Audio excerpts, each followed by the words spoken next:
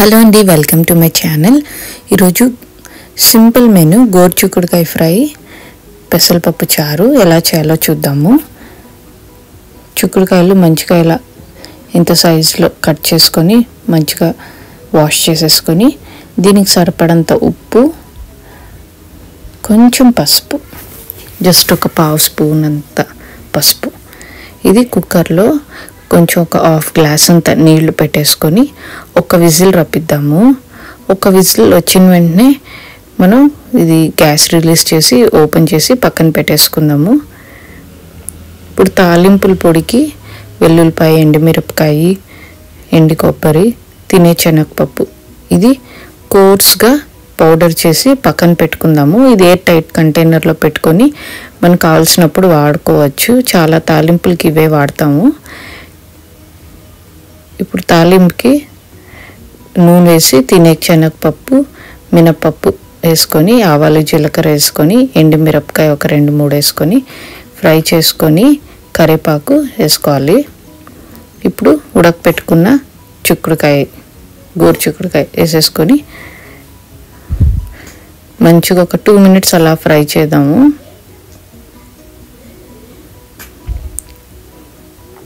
ఇప్పుడు తాలింపుల పొడి ఒక 2-3 స్పూన్స్ తీసుకొని ఉన్నాం అన్నమాట.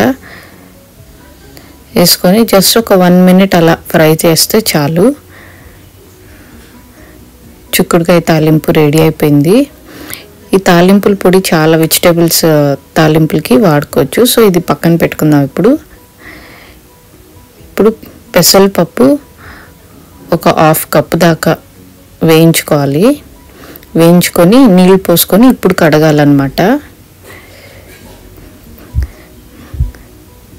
కడిగేసి మళ్ళీ నీళ్ళు ఒక 1 గ్లాస్ అంత నీళ్ళు వేసేసుకొని ఒక ఎర్రగడ్డ, తెల్లగడ్డపాయలు ఒక 6-7, మిరపకాయలు మీకు తగినంత, కారం తగినంత, టొమాటో ఒక మీడియం సైజ్ ఒకటి ఇలా రఫ్గా కట్ చేసి వేసేసుకుందాము. ఒక 1/2 స్పూన్ అంత పసుపు, ఇంగువ కొంచెం, ఇవన్నీ వేసుకొని కుక్కర్లో ఒక 2-3 విజిల్ రప్పిద్దాము.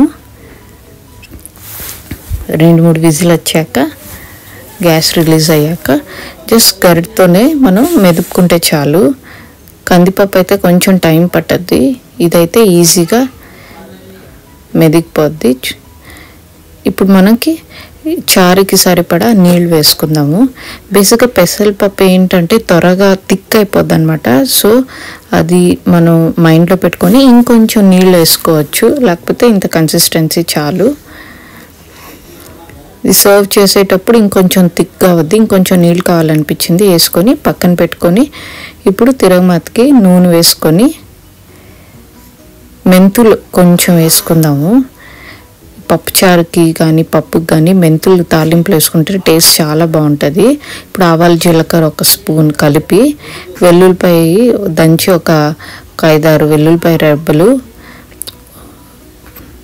ఉల్లిపాయ ఒక చిన్న సైజు కట్ చేసి వేసుకున్నాము, కరివేపాకు. ఇది జస్ట్ ఒక 1 మినిట్ ఇలా ఫ్రై అయితే చాలు.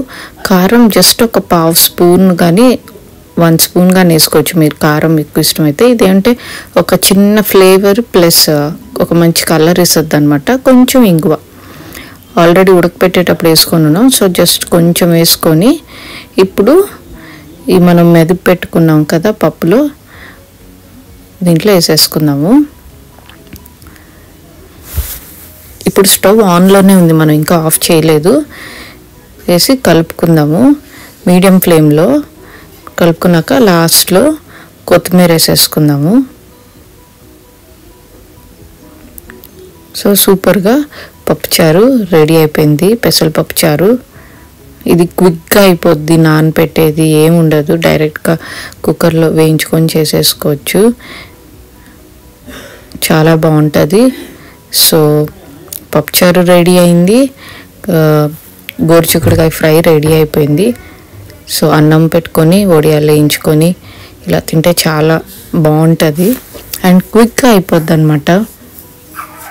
సో మీరు ట్రై చేయండి. Thank you so much for watching. Next వీడియోలో కలుద్దాం. బాయ్.